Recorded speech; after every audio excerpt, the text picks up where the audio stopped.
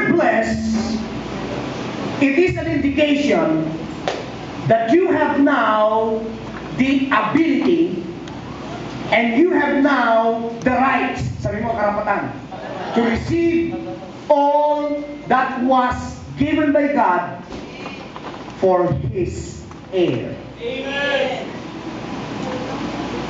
Blessed. Nung lalangin niya sa Adam at si Eva, pinagpala sila. Amen. Amen. But it doesn't really mean that when you are blessed, you have now a financial breakthrough. Mali po yun. Mali. Mali din yung turo ng iba, magsimba ka lang ng magsimba, at pagpapalain ka ng Panginoon. Amen. Ang pagpapala po ng Diyos, binigay niya sa lahat ng nagsitanggap sa Kanya. Amen. However, meron pong however. May kadugtong ito. Amen po ba? Amen. May kadugtong po ito. Kasi po, yung buhay natin na binigay ng Panginoon, it is the plan of God, it is the will of God. Amen. Kasi nga sa Ephesians 3:20, God is willing. God is willing. Sabi mo nga, willing. Willing. Sabi mo nga, willing to bless you exceedingly and abundantly beyond what you ask or think. Amen. Ephesians 3:20, He is willing. Now, however, even though He has that willingness, Amen. management belongs to you and me.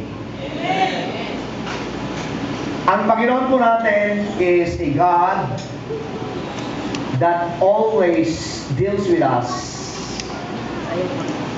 according to the management that we have. Amen. Because He doesn't want to waste His resources. Ang Panginoon natin ayaw niya mag-waste ng resources. Kaya nga po ito, kay estudyante ka, kay bata ka, kay may trabaho ka, kay wala, kay matanda ka, itong sermon na to ngayon about 2018, it will make you prosperous. Amen. Now, itutuloy ko po to, na yung management po ang mahalaga. Babalik tayo sa likod. Genesis, go to the book of Genesis, chapter 2. Genesis chapter 2. Para makita po natin, Genesis chapter 2. Continuation po ito. Okay, now you go to verse 4. Genesis chapter 2 verse 4. This is the history of the heaven and the earth. Makinig po kayo ha. When they were created, in the day that the Lord had made the earth and the heaven. Ito yung simula. Amen. Nung nalangin niya si Adan at saka si Eva. What's this now? Before any plant of the field was in the earth, and before any herb of the field, nasa verse 6 na po ako, had grown, for the Lord had not caused it to rain on the earth, because there was no man to till the ground. Amen. Church, listen. Ito, i-reveal na yung umaga ito sa atin. Ang Panginoon po, hindi niya pinahintulutan na umulan. Amen. Hindi niya pinahintulutan na magkaroon man ng mga halaman. Hindi niya pinahintulutan na magkaroon ng harvest. Why? Kasi sabi ng Panginoon, wala pang magmamanage. Amen. Did you see that? Pag walang magmamanage, God will never waste His resources. Amen. We were created as a steward. Sabi mo sa katabi mo, steward. Steward. Ibig sabihin, katiwala tayo. Can we say amen? Now, if there is a good steward, there's also a bad steward. Amen. Kaya nga, wag nating gawing lisensya na sasabihin natin, anak ako ng Diyos, pinagpala ako. Pero nakikita mo ha, buksan mo yung mata mo sa kapaligiran. May kakilala ba kayo na wala namang takot sa Diyos pero pinagpapala siya? Amen. Amen. May kakilala ba kayo na mga banal, mga Kristiyano, Bible speaking, they know the Word? Pero naging ikaw sa buhay nila. Yes. Marami akong kilala ganyan. Why? Because they messed up management. Once you mess up management, Ito po yung maling turo ng mga relihiyon. Actually, when you become religious, you become lazy. Amen. At pag naging lazy ka, you are not a good manager. Amen. A good manager wakes up early. Amen. A good manager will never waste the resources. A good manager will find its way to glorify God. Kapag po kayo ay nakakilala na sa Panginoon, God never takes anything from us. However, if you are incapable of managing a resources that God has entrusted to us, ang Panginoon po nagpa-fire siya. Magugulat kayo yung bakit ito, God fires people. He will not take away anything from you, but He will fire you. Magugulat kayo, no? Kasi po yung mga background natin, yung nagiging religyoso. Ito ngayon, once na nakuha ninyo itong aral na to, by 2018, whether you are a student, you will be blessed supernaturally by the Lord. Amen. Whether you don't have a job yet, you will be blessed by God. And especially those who has their work and businesses. Once you get this, you will be blessed supernaturally. At ang 2018 po, ito po yung year na kung saan financial breakthrough. Palakpakan po natin yung Diyos sa buhay. Hallelujah. So, there was no man to till the ground. Sabi na Panginoon, walang manager. There was no rain. There was no dew. God never allowed anything to happen. Why? Because wala pong magtatrabaho. No work.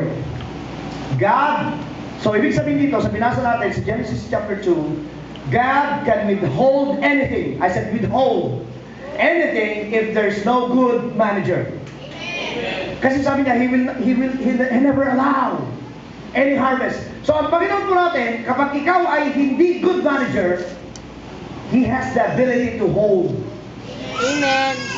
Kaya pala, sa Isaiah 22 verse 22, the keys of the kingdom of heaven are in Him. The door that He opened, no one can shut. Amen. The door He shuts, no one can open. Isaiah 22 verse 22. So He can withhold. Minsan po nagtatanong tayo, Panginoon, ang tagal ko lang hinihingi, Panginoon, ganito, bakit hindi mo pa binibigay sa akin, Panginoon? Bakit, Panginoon, hanggang ngayon? Why, Lord? Promise mo naman that you will supply all my needs. You can declare, Philippians 4:19. You can declare, you keep on declaring, pero kung hindi ikaw good manager, kahit mag-declare ka pa, because He doesn't want to waste His resources. Bago po natin tatanggalin yung mga basic natin, Galatians chapter 3, verse 29, you were made heirs through Christ. Galatians 4, verse 1, even though you are an heir, if you will remain like or as a child, ibig sabihin, you are not a good manager, you are no different from slaves. Amen. Even though you are the master of all. Amen. Huwag po natin kalilimutan yung mga basic na yun. Amen? Amen? Na kahit maglulundag ka pa, na umuulan ng pagpapala, hindi ka naman nagtatanim. I'm sorry to say, lahat ng sinasabi mong umuulan ng pagpapala, walang uulan sa'yo. Because God said, He will not deliver financial breakthrough to those that are incapable. Amen. Kaya nga po, makakakita kayo, wow, bakit hindi naman siya Kristiyano? Pastor, may kapitbahay ako, ang sama-sama niya. So, laki ng bahay. Amen. Samantalang makakilala ka ng, tapos sasabihin ngayon ng iba, ganito, or pinaforward kita. Hindi baling maghirap ka rito pagdating naman sa ilalim, mayakang ka. Baloning malaki. Amen. Baloni mong malaki yan. Hello. Kasi ang turo sa atin ng Panginoon, your will be done on earth as it is in Heaven. God wants you to start heaven here. Amen. Management po. God never, this is my quote, Teddy's quote. God never create rich or poor people. He created only a man. Hindi siya nag-create ng mayaman at mahirap na tao. Ang create lang niya ay tao. Not the status of a man. Your status, you make your own status. Deuteronomy 8:18. For God gives us the ability, sabi mo ability, to get well. Sino may status? Ang Diyos tayo. At saka isa pa, binigay niya sa atin ang dominion.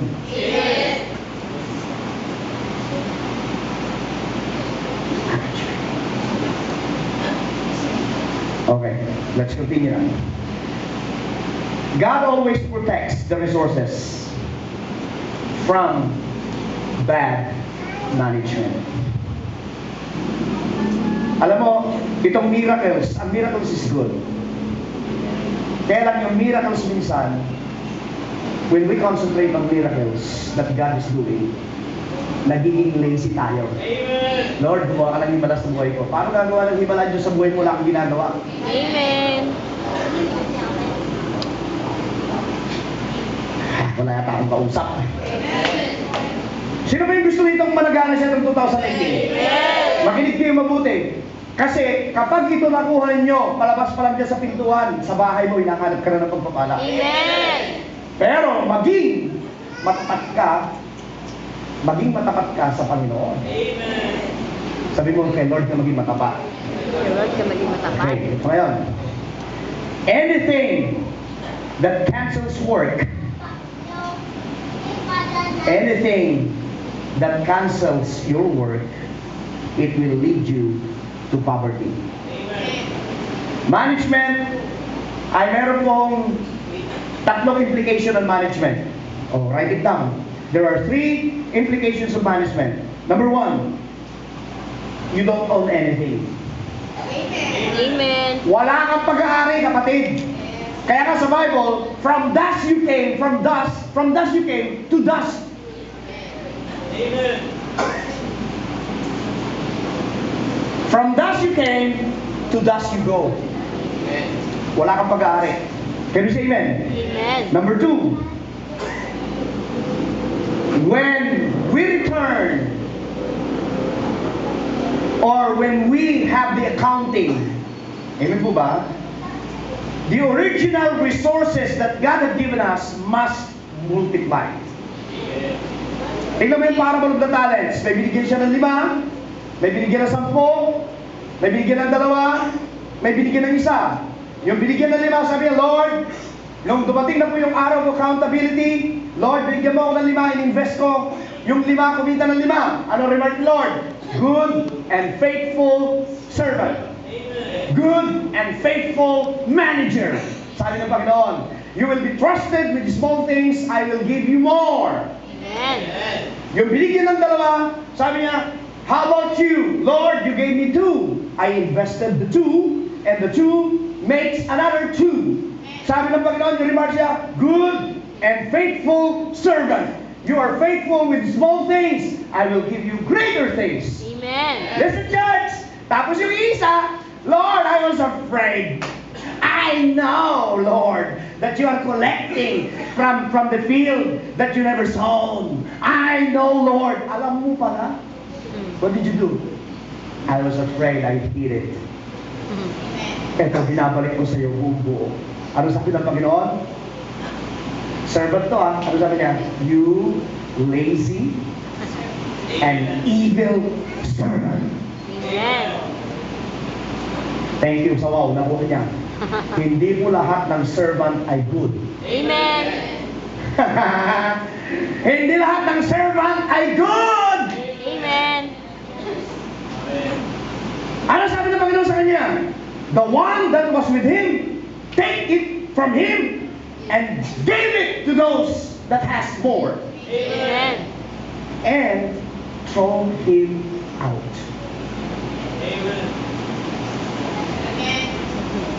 Akala ko ba ang Diyos natin, it is a God of grace and mercy. Yes, He is.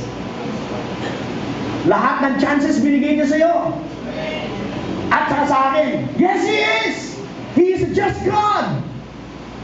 Kasi po, ang Panginoon po natin, hallelujah, He is a very loving God. Amen.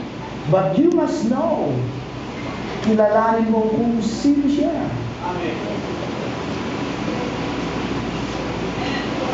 Nasa dito yung mga anak. Mga anak, kabisado niyo ba yung mga tatay niyo? Kabisado niyo yung mga tatay niyo? Dapat daddies knows best. Kabisado niyo ba yung mga mami ninyo? Dapat kabisado mo rin yung Diyos na pinaglilingkuran mo. Huwag ka lang lingkod ng lingkod. Porkit naglingkod yung iba, naglingkod ka rin, hindi mo naman kilala. Amen.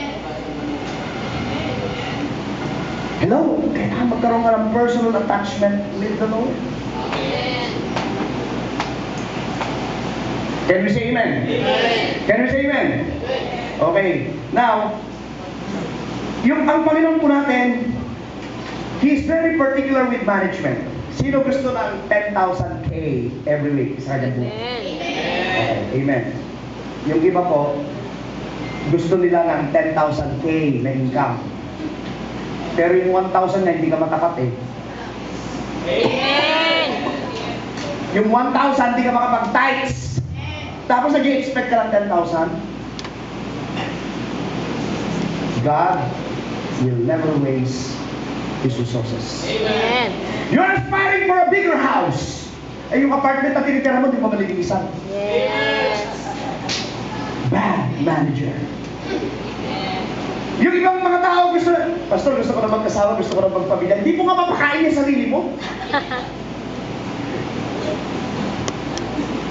Can you say that? Gusto mo ng sasakyan. Yes, gusto mo ng sasakyan. Yung sasakyan na nandyan sa bahay mo, hindi mo malinisan. And you're expecting a brand new car? Amen. Amen. Gusto mong maging honor sa school. Gusto mong ikaw ay top at ikaw ay ulo at hindi buntot. Tamad ka naman mag-aaral. Preach it. You are not a good manager.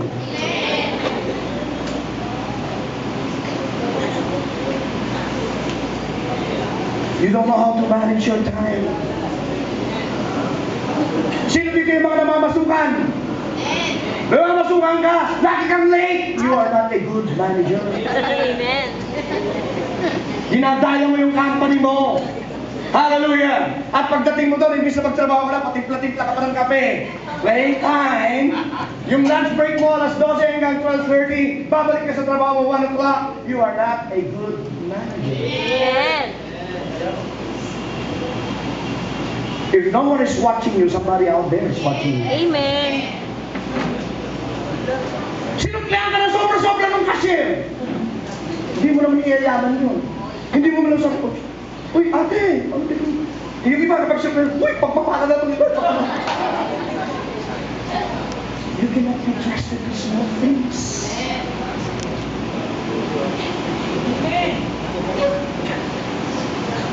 Pag nasa church, may nalaglag na pera, ibig na makita, kanina, hindi, pipitikin mo ba?